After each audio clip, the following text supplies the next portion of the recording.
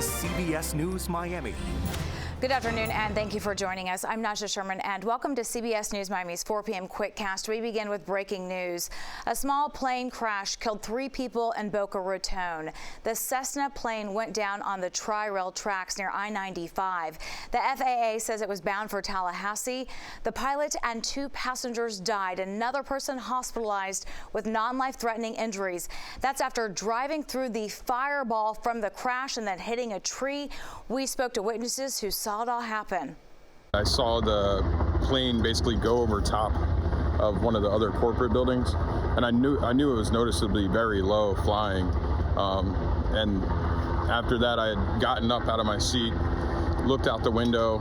I saw the plane go further, I guess, north and almost make a U-turn. And sure enough, I was looking out, in the same direction that I saw the plane before that. And he just came back by, and I saw the plane drop below the tree line. So you actually saw it drop below? Yes. Did you hear a crash? Or? I heard the initial hit and then shake of the windows, as well as the mushroom cloud with smoke and a fireball. So. What were you thinking as all this was going on? In disbelief. Yeah. I mean, it's not something that you really think that you're going to see in your lifetime, so it's very unfortunate. The FAA and National Transportation Safety Board are investigating. We're going to have more on the impacts to computers and the aviation experts, what they say went wrong. That's tonight on CBS News Miami at 5. Always alerting, always tracking. This is Next Weather. Well, it is almost the weekend. Next Weather meteorologist Dave Warren joins us from the Next Weather sphere with what we can expect. Yes, there's a little bit of rain in the Next Weather 7-day forecast, and what little rain there is, it's pretty much happening right now. Your Friday evening showers are moving around our Next Weather radar, tracking the activity here. It's moving through the Keys, and a few showers have been developing over southern Miami-Dade, getting some cooler air coming out of that, and that's trying to trigger a few more showers here. So we'll keep them in the forecast early this evening, and the Next Weather rain tracker shows that there is a little activity out there right now, and it does work its way through the area here, pushing off to the east coast. So early evening, you might see a stray shower, especially if you're to the south here. Still pretty warm. Our temperatures are coming in into the mid to low 80s here, dropping into the mid 70s overnight tonight. Front is a line of clouds that's moving through the panhandle right now.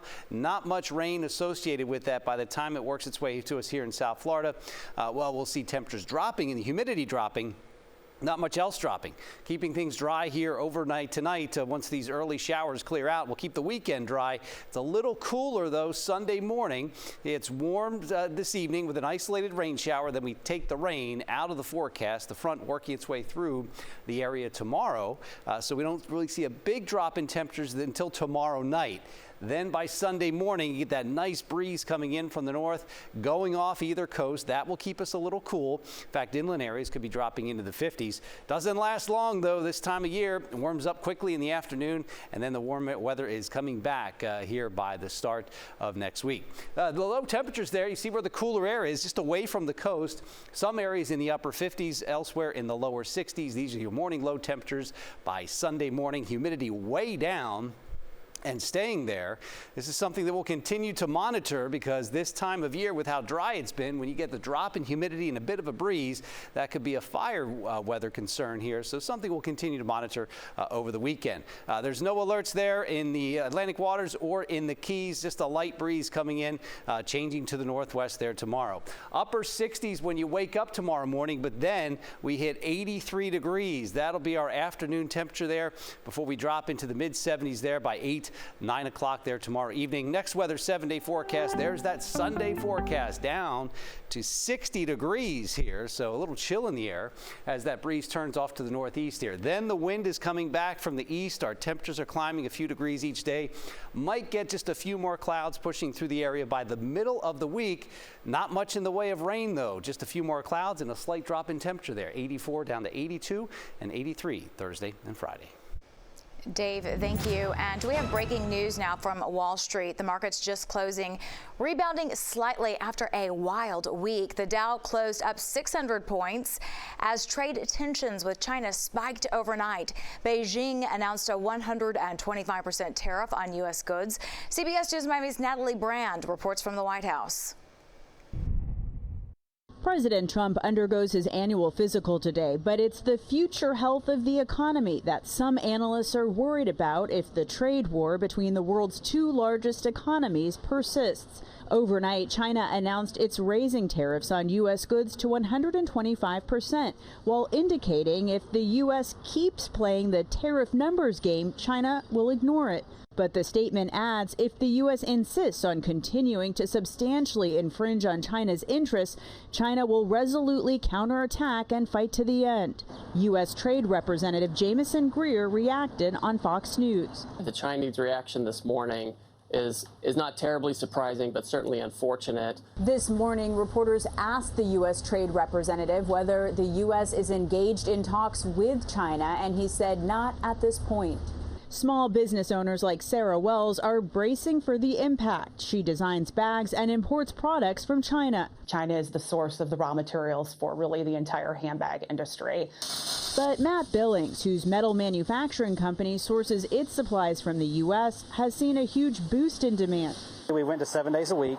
We've added multiple shifts. We have added more equipment. While the Trump administration says one goal of the tariff strategy is to increase domestic manufacturing, experts say it could add significant costs for companies and take years. Natalie Brand, CBS News, the White House. Miami-Dade Mayor Daniella Levine Cava vetoed the county decision to remove fluoride from water. Mayor Levine Cava announced her decision this morning. The mayor said she spent the past several days meeting with dentists, doctors, community leaders, and residents to weigh the implications of the proposal. Dentists and medical experts, the same people that we rely upon to protect our children and our families every day. They continue to affirm that water fluoridation is a safe, effective, and efficient way to maintain dental health in our county. Halting it could have long-term and wide-reaching health consequences, especially for our most vulnerable families. And that is why today I'm announcing my decision to veto the resolution ordering the county to end fluoridation within the next 30 days. Commissioner Roberto Gonzalez sponsored the fluoride removal. He vows to override Cava's veto. The state is also considering a bill that includes a statewide ban of fluoride in drinking water. Miami City Commissioner Manolo Reyes has died. His family made the announcement with a post on X this morning. The 80-year-old was first elected in 2017. The District 4 commissioner faced health issues in recent years, including battling cancer. His family announced earlier this week that he was hospitalized. And investigators from the National Transportation Safety Board are at the scene of a tragic helicopter crash in the Hudson River. They're expected to release new information later this afternoon. CBS News Miami's Jared Hill has more from the crash site in New York, and we want to warn you that some of the images you're about to see may be disturbing. Video shows a helicopter tumble out of the sky, then plunge into the Hudson River Thursday. All 6 people on board, including a family of 5 with 3 children, killed. Our hearts go out to the family of those who were on board. Witnesses say they saw the tourist chopper break apart midair just seconds before the crash. The propeller just exploded and scattered, right? And then after that, we saw the plane was just spiraling down. According to the NYPD, flight tracking data shows the Bell 206 aircraft was being used by the tour company New York Helicopter. It took off from downtown Manhattan just before 3 p.m. and was in the air for less than 20 minutes. We are devastated. The head of New York Helicopter says they leased the chopper from a company based in Louisiana. He declined to discuss its inspection record. We follow all the rules and more.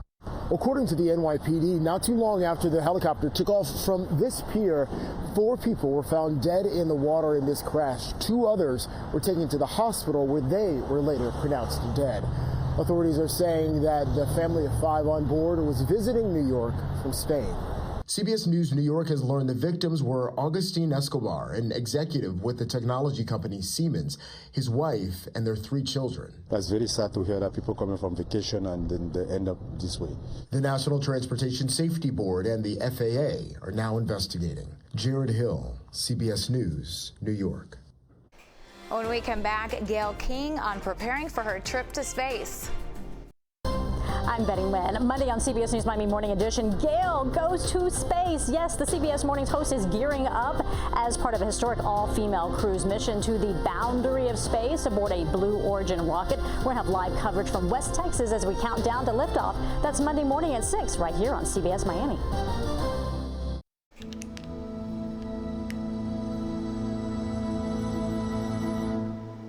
Counting down to Gale King's historic trip to space. On Monday, she will board a rocket and blast off. But before she lifts off, she's also talking about the crucial support that she's getting from her 2 children and her best friend, Oprah. If any of the 3 of them had said, I don't think it's a good idea or I'm worried, I wouldn't have done it. But they were all so excited and enthusiastic for me. If they were afforded the opportunity, if Will or Kirby or Oprah... I refuse to answer that question. Why? No. What would you say to them? And when Gale goes to space Monday morning, look for live special coverage. That starts at 9 a.m. right here on CBS Miami on all of our streaming platforms. And tonight, the Orange Bowl Food and Wine Celebration returns to the Seminole Hard Rock Hotel and Casino. Our Lisa Petrillo returns as the evening's host, and our Mike Cunha will be one of the judges giving out awards for best food. CBS Miami is a proud sponsor of the event. It raises money for scholarships and educational initiatives, as well as youth sports programs. And that does it for CBS News Miami Quickcast. I'm Najahe Sherman. Stay tuned for more news right here on CBS News Miami, and have a great day.